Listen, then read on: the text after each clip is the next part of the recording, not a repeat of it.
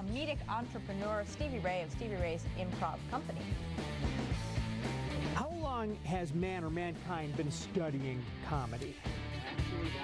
Tim's conversation with Stevie Ray gets pretty deep. They dive into the history of comedy and much, much more. Don't miss it. 6:17. We're back in just a few minutes. On through the work of local comedy entrepreneur Stevie Ray. Besides operating a comedy improv center, Stevie Ray also has a new book on comedy called What We Find Funny and Why. And this morning, Stevie Ray finds himself on the receiving end of 11 questions.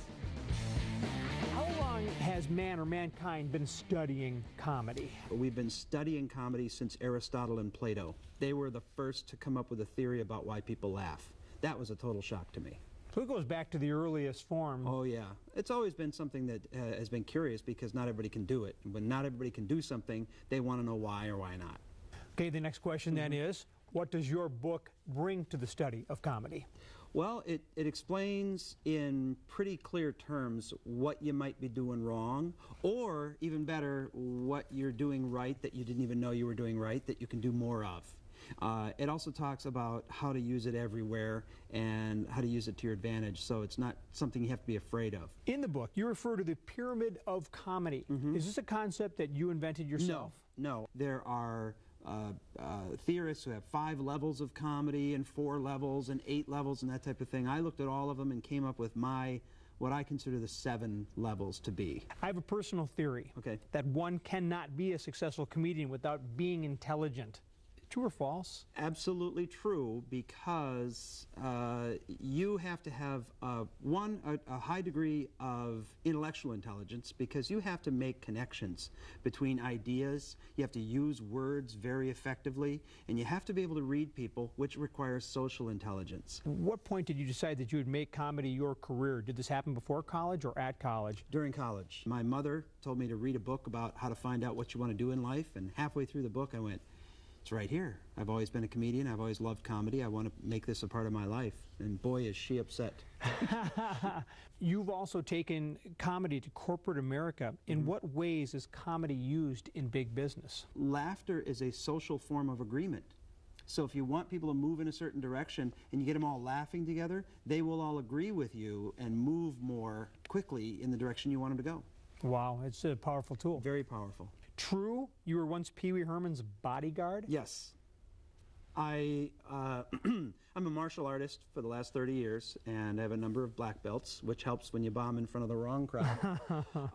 And he came through town, was working a local club, and so we got connected because I was working at the same club. You were supposedly also an accomplished blues player on the harmonica. Yeah. I've been playing blues harp for about 25 years now. And it's a real love of mine. You are an amateur beekeeper. Yeah. We have reported in the news that honeybees are disappearing at an alarming rate. Yeah. Have you experienced this?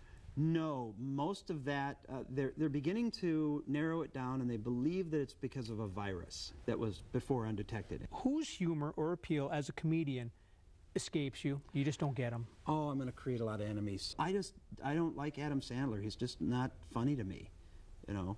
And oddly enough, he's one of the most powerful men in Hollywood. So. And so many people out there watching right now are just just hate me. You know, he's in Hollywood. I live in Richfield.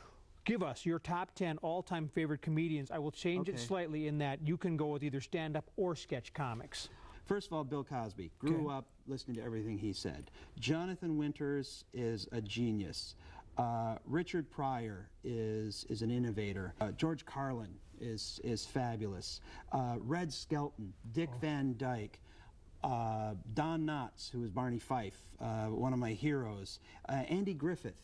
You know, well, he had a really warm sense of comedy, but it was also much more clever than people give him credit for. Later years, Eddie Murphy. Didn't like him in the early years because he was a little bit too raunchy? Too raunchy for my taste. But he's really matured and grown up into a really incredible performer. Paul Sills. He was one of the founders of Second City. And to see the extended version of Tim's conversation with Stevie Ray, just go to KARE11.com, click on the Sunrise page.